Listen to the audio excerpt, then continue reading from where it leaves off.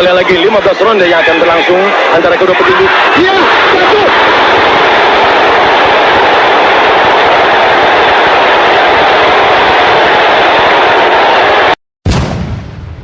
Elias Fikal, petinju kelahiran Saparua, Ambon, tanggal 24 Maret tahun 1960 ini merebut gelar juara dunia IBF kelas bantam junior, kelas super terbang, dari petinju Korea Chun Judo di Jakarta pada tanggal 3 Mei tahun 1985. Elias Fikal berusia 25 tahun saat meraih gelar bergengsi. Sejak usia 13 tahun, Eli sudah berlatih tinju secara sembunyi-sembunyi karena tidak direstui orang tuanya. Hasil kerja kerasnya tak sia-sia. Ia memulai sebagai petinju amatir, Eli bermain dalam kelas terbang. Bakat bertinjunya ia buktikan dengan kemenangan di berbagai turnamen baik tingkat kabupaten hingga tingkat nasional. Karir profesionalnya baru dimulai pada tahun 1983 saat ia berlaga dalam kelas bantam junior. Satu persatu, lawannya tumbang. Ia menorehkan prestasi di ajang turnamen OPBF Orient and Pacific Boxing Federation pada tanggal 19 Mei tahun 1984. Ia berhasil menumbangkan Ha Yung Chun asal Korea Selatan dengan kemenangan angka 12 ronde di Seoul, Korea Selatan. Selang setahun, petinju yang terkenal dengan kecepatan dan akurasi pukulan hook dan uppercut kirinya ini kembali bersinar dalam pertandingan kelas dunia IBF kelas bantam junior atau dikenal juga dengan kelas super terbang.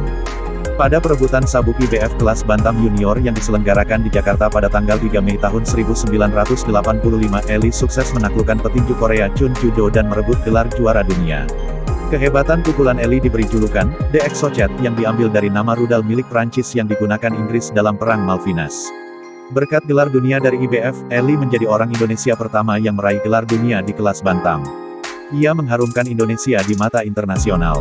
Nama Eli pun dikenal banyak orang. Pada tanggal 25 Agustus di tahun yang sama pula, Elias Fikal berhasil mempertahankan gelar juaranya setelah melawan petinju asal Australia Wayne Mulholland.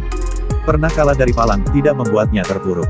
Setahun kemudian, pada pertandingan kedua yang diselenggarakan di Jakarta, Eli berhasil menggulingkan Cesar Polanco untuk membalas kekalahan sebelumnya. Begitupun dengan pertarungan selanjutnya, ia berhasil menaklukkan petinju Korea, Dong Chung Lee. Suami dari Rias Yahaya Fikal ini berhasil mempertahankan gelar juaranya selama 2 tahun hingga akhirnya ia dilumpuhkan oleh petinju Kolombia, Juan Polo Perez pada pertandingan di Roanoke, Virginia, Amerika Serikat. Ia pensiun dari dunia tinju dengan rekor profesional 26 pertandingan, 20 kemenangan, 11 KO, 1 kali seri, dan 5 kekalahan. Setelah tak lagi bertinju, kehidupan Eli berubah drastis tak seindah saat ia mengharumkan nama bangsa.